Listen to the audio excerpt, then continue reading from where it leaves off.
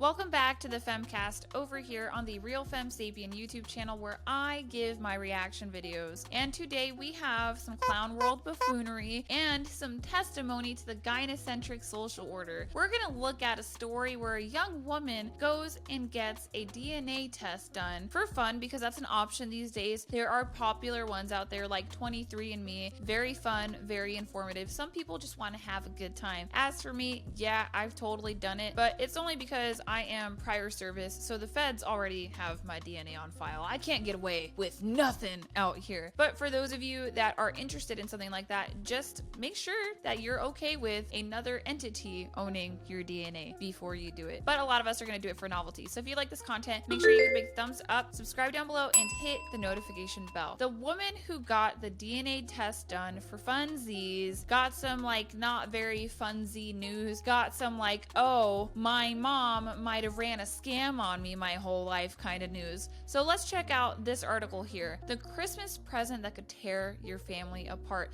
Because a lot of these things get purchased around the holidays. Like I said, it's fun to know your genetic makeup. It's a good, timeless story of human history. This Christmas, it's likely that more people than ever before will spit into a tube and swab some cheek cells and send the results off for DNA analysis. Millions in the US have already done it and the craze is spreading. But what happens when you find out a lot more than you were expecting? Like your mom was in the streets but married, but also in the streets, but also married, but also married, but in the streets. Moving on, 3 years ago, Jenny decided to take a DNA test just for fun. The youngest of 5 children, she had always been intrigued by stories about her ancestors. As a teenager, she loved looking at old photographs with her grandfather, and over the decades, she had painstakingly pieced together her family tree. Like I said, some people like to do this stuff for fun, to make a family tree and to know your history. I know that that's definitely why I was interested in it, and I also have a bachelor's degree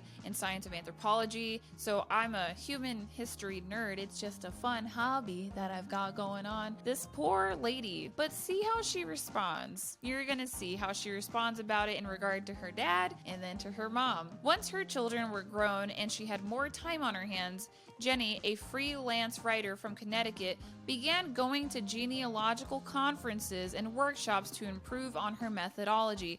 Everyone was talking about doing these DNA tests, but I wasn't keen. It all sounded very scientific and I have no head for that. Yet Jenny was curious to see what the test might reveal about her ethnic background, so she sent off for a kit and gave it a go. So Jenny ends up finding out that she's white, which is not very shocking. That's kind of what you expect. However, she got her brother to go out and do the same thing because it's fun, right? So her brother goes and spits into the tube. They get the results, and this is what I mean by this is clearly an indoctrinated, delusional woman. There's an element of gynocentrism here. So she gets the results from her brother, and they find out that the estimated relationship is half sibling. Jenny assumed her brother had done something wrong when he took the test. Right, because he's too stupid to spit in a tube, swap in a cheek, whatever. She decided that he must have left the kit lying in the sun or forgotten that you were not supposed to eat or drink an hour before providing the saliva sample. I was mad at him. I thought, how typical, how typical, you big dummy. I asked him to do one little thing and he still couldn't get it right. I tried to rationalize it, but at the same time, there was a pit in my stomach. So, you know, we talk about this female delusion. At the end of the day, I think a lot of the times we're trying to cope with some heavy stuff. Girl was definitely trying to cope with something. The story develops further. So after coming to find out that she's half related to her brother and looking at the number of centimorgans, which is a unit of genetic linkage. So siblings typically have 2,500 centimorgans or more. She only had about 1,700 with her brother. So what Jenny does is she goes and convinces her dad's cousin, a woman in her 90s, to go and do this test too, because it's supposed to be fun. So she goes, gets this woman to spit in a tube. By the way, also kind of like lying to the woman, but I guess if you gotta find out, you gotta find out, because I don't know if this lady would have consented if she knew why she was doing it. Whatever. Either way, Jenny's a good detective. So she ends up having her dad's cousin spit in the tube. And 6 weeks later, she's sitting in bed with her iPad when the results pop up into her inbox. Unlike her brother, she shared no DNA with her father's first cousin. I could just feel my heart breaking, says Jenny, her eyes filling with tears. I thought, oh my God, it's true.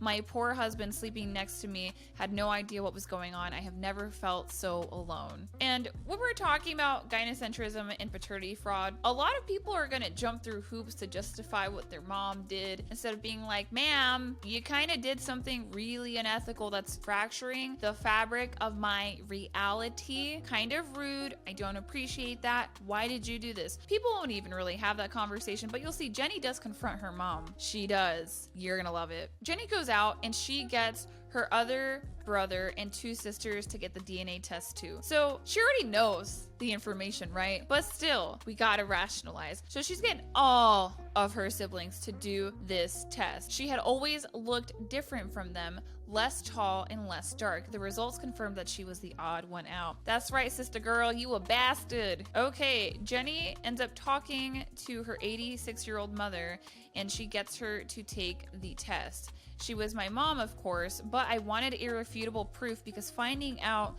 that the man who had raised me wasn't my dad shook me to my core. I just felt like everything I'd known for 50 years wasn't true anymore. Girl, cause it wasn't, cause your mama lied. Your mama lied. A year later, she decides to confront her mother about this, and her mom is suffering from cancer. They're drinking tea, and she explains that the DNA results were a little bit sus. My mom was holding a teacup. She had it up to her mouth and was about to drink, but she just stopped and looked at me, and her hands started to shake, recalls Jenny. She was a Boston woman, a strong, proud Yankee. I don't think I ever saw her cry, so to watch her shaking like that was so hard. I really agonized about asking her. I didn't want to upset her, but I also thought that I couldn't let her die and not have some questions answered because I knew I'd always regret it. Shout out to Jenny for being brave. She brings these things up to her mom, and she asks her mother if the business owner who lived in the same town as their family, who she remembers had always been very friendly with mom. That's right, you normally know the guy that's gonna shtick it to your wife. You've already met him, probably shook his hand, had dinner with him. She asked if that man was her father. I said his name. Her eyes got huge, and she asked me how on earth I'd worked that out. Like, what do you mean? As if it's not obvious that you're making IOIs at the neighborhood dude who you're not married to. Jenny's mother admitted she had hoped to take the secret with her to her grave. Ma'am, do you have any idea the implications of that? You don't know your genetic lineage. There are diseases that can happen that you could be carriers for that you'd want to know about. Also, just the fact that you're willing to lie to your husband. She lied to her husband for 50 years. For 50 years, she lied to that man because she had to have some kind of inkling about this situation. Now, could she have tried to put herself in such denial that she was like, no, that's definitely his kid? But even sister girl who confronts her mom, Jenny, she's thinking to herself, I don't really look like my siblings. I don't know what's up with this lady. Like, I know she's dying and she's cancer and stuff, but I still think it's kind of rude. She had never told her husband about the affair, so the man who raised Jenny was unaware he was not her biological father. Gee, I wonder why she didn't tell him. Something which Jenny now finds incredibly reassuring. You see the gynocentrism? You see the rationalizing of mama being married in the streets, but in the streets married, but married in the streets, streets married streets. You see that? Shameful. She describes her father, an engineer who died nearly a decade ago, as an introverted, innocent man, and she feels that he would have been devastated to learn the truth. It was like a new bereavement. I went through all these stages of grief, she says. It was something out of my control. There was no going back and no way to fix it. Jenny found some solace in a book, The Stranger in My Genes, written by Bill Griffith, a financial journalist who had a similar experience. Look, ladies, if you are out here trying to commit paternity fraud, just know that technology is getting better every day. People like to spend $200 to figure out something about their ancestry. Also, genetic diseases, helpful to know who's carrying, who's not. If you think you're gonna get away with it forever, you might just find that you're darn near 80, that you got cancer, and you're on your deathbed being confronted by your 50-year-old daughter because homegirl got curious around the holidays. Don't let it be you. Also, it's horribly really unethical. Like, why do you feel entitled to a man's resources for another man's DNA? Like, make it make sense. Let me know what you guys think in the comment section down below. It appears that women have always been a little bit sexually indiscriminate in the past. I know we like to think that women are super duper promiscuous now and it's the streets and blah, blah, blah. No. Like, I think women are just more forthcoming with it. I think in the past, we just lied a lot, like Jenny's mom. So do tell, what is your take on this? I feel like Jenny was, you know, what did she think about her dad? He's introverted and innocent. It would have broke his heart. Like, ma'am, oh my God. So it's like, yeah, I guess gynocentrism is like so bad that if your mom ends up sleeping with another man, you would rationalize her doing that, even though you didn't get to grow up with your actual biological father. Lied to not just you, your father, but all your siblings, like the entire, she lied to so many people. This lady. All right, let me stop. Goodbye.